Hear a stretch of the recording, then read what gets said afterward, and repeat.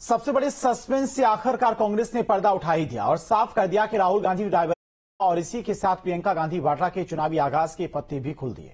तो सवाल है कि कांग्रेस के प्रथम परिवार के भविष्य की राजनीति का मैसेज क्या है और क्या वाकई उत्तर दक्षिण को बांधे रख पाएगी कांग्रेस।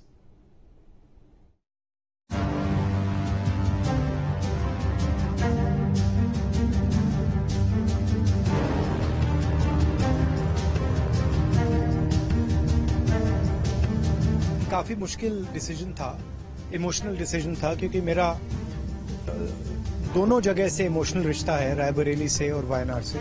पिछले 5 साल से मैं वायनाड का मेंबर ऑफ पार्लियामेंट हूँ और बहुत अच्छा मेरा एक्सपीरियंस रहा, बहुत प्यार मिला, बहुत रिस्पेक्ट, लव एंड अफेक्शन मिला। मगर कांग्रेस प्रेसिडेंट ने कहा कि मुझे रायबरेली में रहना चाहिए। न्यूज स्टेट से खास बातचीत में राहुल गांधी का जज्बात झलक आई। उन्होंने कहा कि रायबरेली या वायनाड में से किसी एक को चुनना कितना भारी और भावुक फैसला रहा। I had a really nice time with the people there, the affection, it was fantastic. It was a fantastic experience. I constantly tell the people of Wayanad that it was like I was with my family, that it was a second home for me. Of course, Raebareli भी एक दूसरा घर है हमारा, तो अच्छा है, अच्छा हुआ है। इस तरह तय हो गया कि राहुल गांधी रायबरेली के सांसद बने रहेंगे और भाई के मुश्किल वक्त में साथ देने वाली वायनाड सीट से ही प्रियंका गांधी डेब्यू करेंगी। रायबरेली के हुए राहुल, बहन पर वायनाड का जिम्मा। अपना रायबरेली का सीट रखना चाहिए। वायनाड से प्रियंका का फ्यूचर प्लान। रायबरेली और अमेठी में तो वो रिश्ता तो कहीं मतलब किसी भी तरह से टूट नहीं सकता, उसको कायम रखने के लिए हम दोनों हैं और भैया की मैं मदद रायबरेली में भी करूंगी और जैसे इन्होंने कहा हम दोनों रायबरेली में भी हम दोनों मौजूद होंगे और वायनाड में भी। दोनों को 2 सांसद मिल रहे हैं। सिंपल सी बात है। राहुल के लिए वायनाड छोड़ने का फैसला इसलिए भी आसान नहीं रहा क्योंकि साल 2019 के मुश्किल वक्त और मोदी लहर में जब अमेठी में हार का खतरा था, तब पहली बार वायनाड ने उन्हें बचाया था। जिस केरल ने लगातार 2 बार कांग्रेस के विनिंग स्ट्राइक रेट को मेंटेन रखा, देश में सबसे ज्यादा सीटें केरल ने दिलाई, उसमें रायबरेली का ही पलड़ा भारी क्यों लगा? संदेश समझिए। रायबरेली के जरिए यूपी पर फोकस, आने वाले चुनाव के मद्देनजर फैसला। प्रियंका को सौंपी वायनाड की जिम्मेदारी, साउथ में संतुलन बनाने के लिए अहम। रायबरेली छोड़ते तो गांधी परिवार मुक्त यूपी का नैरेटिव बनता, इसलिए वायनाड की तुलना में रायबरेली का फैक्टर भारी। गांधी परिवार की साख वाली सीट को बनाए रखने का दांव। प्रियंका के लिए सेफ सीट चुनने का रास्ता भी तैयार हुआ। लोकसभा चुनाव में यूपी में 1 से 6 पर पहुंची कांग्रेस। अगर वायनाड उपचुनाव में जीत मिलती है तो गांधी परिवार का तीसरा गढ़ बनेगा। कांग्रेस पार्टी ने श्री राहुल गांधी जी की सदस्यता को लेकर के एक निर्णय लिया, जिसमें उन्होंने बताया कि श्री राहुल गांधी जी रायबरेली सीट रखेंगे और वायनाड की सीट छोड़ेंगे।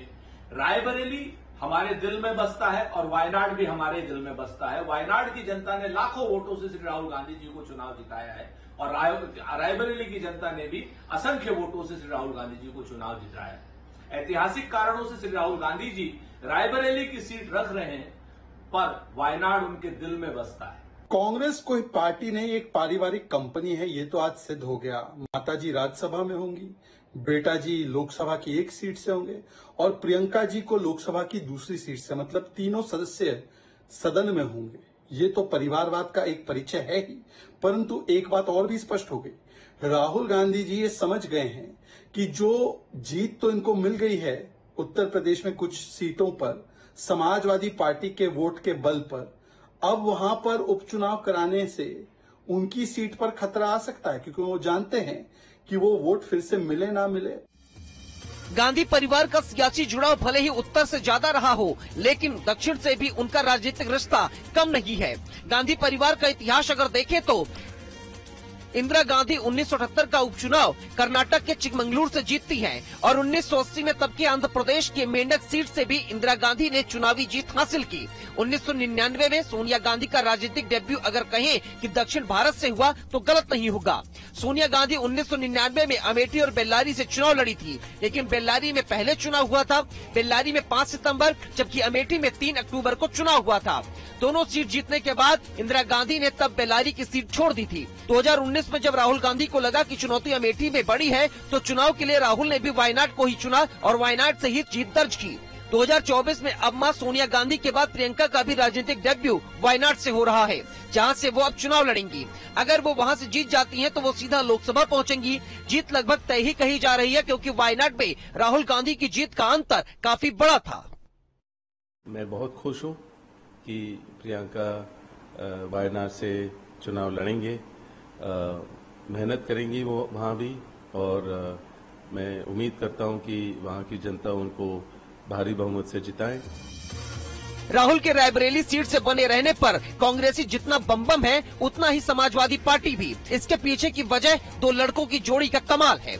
राहुल और अखिलेश की जोड़ी ने यूपी में सबसे बड़ा उलटफेर किया और बीजेपी को 29 सीटों का घाटा हो गया। अब इसी जोड़ी को आगे के चुनाव में भुनाने की रणनीति होगी, यानी शहमाद के खेल में एक एक प्यादे बड़ी ही स्ट्रेटजी के साथ फिट किए जाएंगे ताकि साख भी बची रहे और संदेश भी क्लियर रहे। 1978 में चिकमंगलुरु से इंदिरा गांधी जीती, 1999 में बेल्लारी से सोनिया गांधी जीती, 2019 में वायनाड से राहुल गांधी जीते। अब वायनाड से प्रियंका गांधी चुनाव लड़ेंगी। अब आपको बता देते हैं कि गांधी परिवार में कौन कौन संसद पहुंचा। इसकी शुरुआत जवाहरलाल नेहरू से शुरू करिए। इंदिरा गांधी, फिरोज गांधी, राजीव गांधी, संजय गांधी, सोनिया गांधी, मेनका गांधी, फिर राहुल गांधी, वरुण गांधी और अब वायनाड जीती तो प्रियंका गांधी। संसद में गांधी परिवार की मौजूदगी के बीच अलग बात यह है कि इस बार सत्ता पक्ष से गांधी परिवार का कोई भी सदस्य संसद में नहीं रहेगा, और दूसरी ओर अगर प्रियंका गांधी वायनाड से चुनाव जीत जाती हैं, तो पहली बार ऐसा होगा कि भाई बहन और मां की तिकड़ी संसद में मौजूद रहेगी। प्रियंका गांधी कांग्रेस के अंदर सबसे ज्यादा लोकप्रिय चेहरा है। उन्हें तो कांग्रेस का अध्यक्ष बनाना चाहिए था, उन्हें कांग्रेस की कमान सौंपनी चाहिए। बाई इलेक्शन में, उपचुनाव में लोकसभा का टिकट दे करके तो प्रियंका गांधी का कद और छोटा करने की कोशिश हो रही है। मगर कांग्रेस ने प्रियंका गांधी जी को वायनाड से लड़वा करके एक बात प्रूव कर दी है, सिद्ध कर दी है कि कांग्रेस को हिंदुओं पर भरोसा नहीं है। देश भाई बहन, माँ बाप, बेटा बेटी, परिवार की पपौती नहीं होती है। देश देश है। लेकिन सच बात यह है, देश ने राहुल गांधी जी को नकार दिया है। बेशक कांग्रेस की सीटें बढ़ी और 10 साल बाद पहली बार लूप देने की सियासत की ताकत भी बढ़ी। इस रेस में राहुल गांधी सबसे टॉप पर चल रही हैं। इसलिए राहुल गांधी की जीत के अंतर को सामने रखकर कांग्रेस एक स्ट्रांग मैसेज देना चाहती है, जिसमें राहुल गांधी को रायबरेली में वायनाड से भी ज्यादा वोट मिले थे। रायबरेली में 6,87,649 वोट मिले। 3,90,030 वोट से दिनेश प्रताप सिंह को हराया। वायनाड में राहुल गांधी को 6,47,445 वोट मिले। वायनाड में 3,64,442 वोटों से जीत दर्ज की। मगर ब्रांड मोदी के सामने राहुल प्रियंका के लिए चुनौती कम नहीं है। जिस परिवारवाद को बीजेपी ने सबसे बड़ा मुद्दा बनाया था, वो वायनाड में प्रियंका गांधी के उतरने के साथ ही और तेज होने के पूरे आसार बनेंगे। परिवारवाद की गाड़ी रायबरेली से अब वायनाड तक वो ले जाना चाहते हैं। और दूसरी बात उससे ज्यादा गंभीर है, उन्होंने कभी भी वायनाड के लोगों को ये नहीं बताया कि वो रायबरेली से भी चुनाव लड़ेंगे। और अब उस सीट को त्याग रहे हैं तो वहां की जनता, जिन्होंने उन्हें बहुत उम्मीद के साथ दूसरी बार चुना है, उनके मन में क्या बीत रही।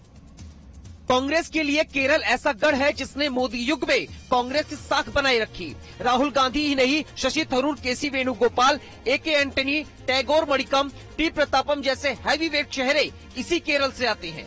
लेकिन राहुल के वायनाड छोड़ने और प्रियंका गांधी की सेफ लैंडिंग कराने का आइडिया इसलिए भी अमल में लाया जा रहा है क्योंकि दक्षिण में राहुल गांधी के हटने से होने वाले संभावित नुकसान की भरपाई करना। वैसे भी केरल में बीजेपी का खाता खुल चुका है, इसलिए केरल की राह इतनी भी आसान नहीं है जितना कांग्रेस या बीजेपी सोच रही है। Team news state. यूपी में भीषण गर्मी और लू